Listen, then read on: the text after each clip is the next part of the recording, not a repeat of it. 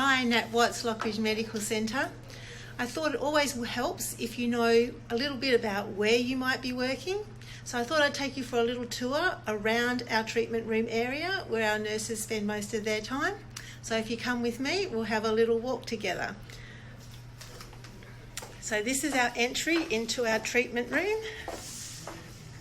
So this is our nurses' duty workstation. Say hi to Helen.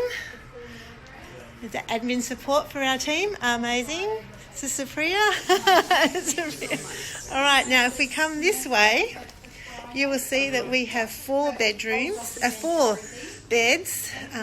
treatment room beds, and our sterilising room, our storage room, and again coming back down this way, we have a large space. It's light and bright. It's really lovely to work in. Here's our immunisation area. Here's Esther doing her part of the day. Our procedure room ready to go. Hopefully I won't get it wrong this time. Here we go, and this area here is our dedicated consulting room for chronic disease patients that are led by our nursing team. So, if you think you would like to come and work with us, we'd love to hear from you.